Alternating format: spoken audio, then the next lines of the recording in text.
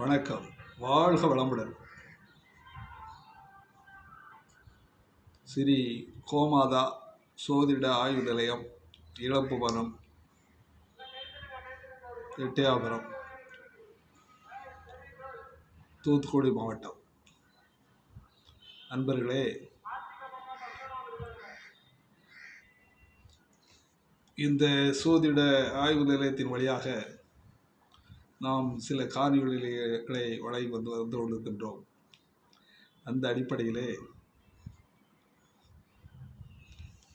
12 ராசிகளில் ஒவ்வொரு கிரகங்களும் இருக்கின்ற பொழுது அதனுடைய தன்மைகளை எப்படி வெளிப்படுத்தும் என்பதை பற்றி இங்கே நாம் விவரமாக விளக்கி கொண்டு வருகிறோம்.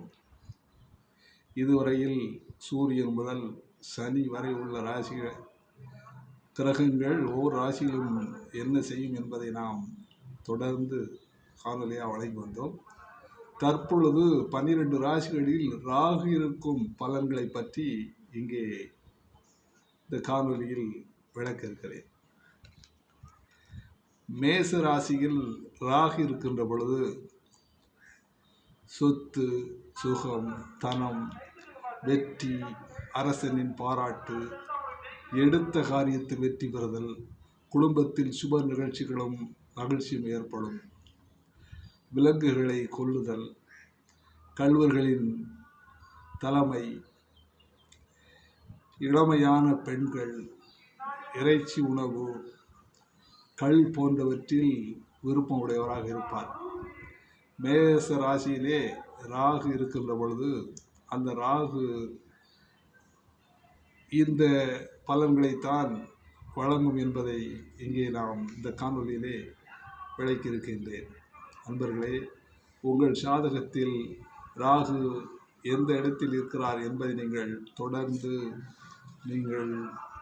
பார்த்து வந்தீர்கள் என்றால் உங்களுக்கு உங்கள் ராசியில் இருக்கின்ற ராகு எந்த ராசியில் இருக்கின்றார் என்பதை நீங்கள் தெளிவாக தெரிந்து கொள்ள முடியும். உங்கள் ஜாதக கட்டங்களிலே 12 கட்டங்கள் இருக்கின்றன. அவை 12 ராசிகளாக இருக்கிறது. 12 ராசிகளில் எந்த ராசியில் ராகு இருக்கிறார் என்பதை நீங்கள் தெரிந்து கொள்ள வேண்டும். தற்பொழுது இங்கே வழங்கப்பட்டது மேச ராசியில் ராகு. கால தத்துவத்தின்படி முதலாவது ராசியான மேசத்தில் ராகு என்பதை நான் இப்பொழுது உங்களுக்கு விளக்கியிருக்கிறேன். கண்டு காண்போமாறு உங்களை வேண்டிக் கொள்கிறேன். வாழ்க வளமுடன்.